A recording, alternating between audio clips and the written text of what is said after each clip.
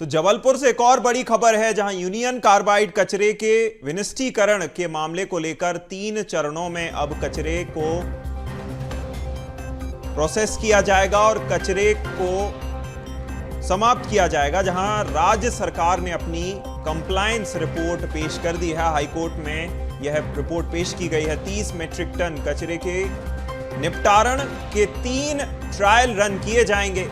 पहले चरण में 135 किलो वेस्ट प्रति घंटा के हिसाब से नष्ट किया जाएगा। दूसरे चरण में 180 किलो वेस्ट प्रति घंटा के हिसाब से नष्ट होगा और फिर तीसरे चरण में 270 किलो प्रति घंटा कचरे का निपटारण किया जाएगा। 27 मार्च को हाईकोर्ट के सामने ट्रायल रन की पूरी रिपोर्ट रखी जाएगी। इसके बाद हाईकोर्ट मामले पर आगे कोई फैसला लेगा। तो यूनियन कार्बाइड के कचरे को लेकर बड़ा अपडेट है, जहां कचरा निपटारण को लेकर 3 चरणों में अब प्रक्रिया पूरी होगी, जिसमें प्रोग्रेस रिपोर्ट राज्य सरकार कोर्ट तक पहुंचाएगी।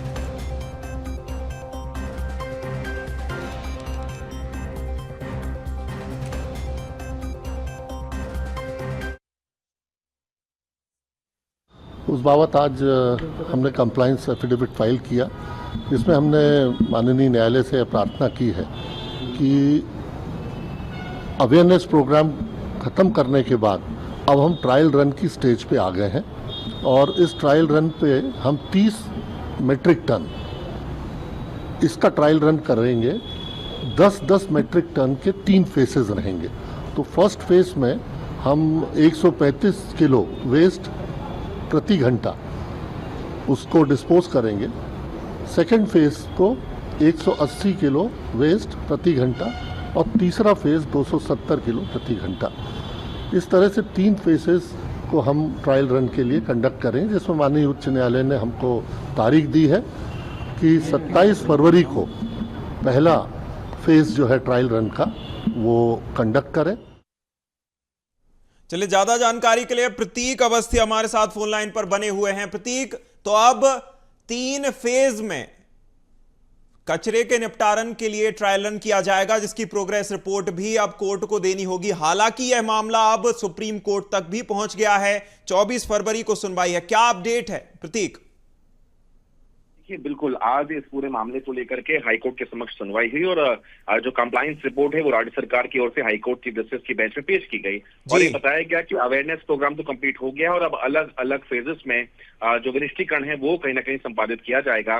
पहले फेज की अगर बात की जाए तो 135 किलो प्रति घंटा जो कचरा है उसे नष्ट किया जाएगा। सेकेंड फेज में 180 किलो प्रति घंटा और तीसरे फेज में 270 किलो प्रति घंटा जो कचरा है वो नष्ट किया जाएगा।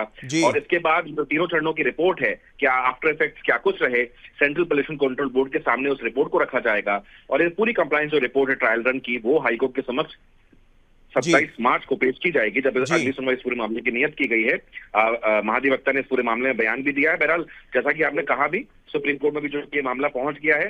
अगर हाईकोर्ट की कार्रवाई और सरकार से कहीं ना कहीं सुप्रीम कोर्ट असंतुष्ट नजर आता है तो बेशक मामला वहां चल सकता है, लेकिन अगर इस सुनवाई से संतुष्ट नजर आएगा सुप्रीम कोर्ट तो लाजमी यहाँ पर ही सुनवाई जो है वो जारी रही जाएगी। देखना होगा भविष्य में क्या कुछ होता है।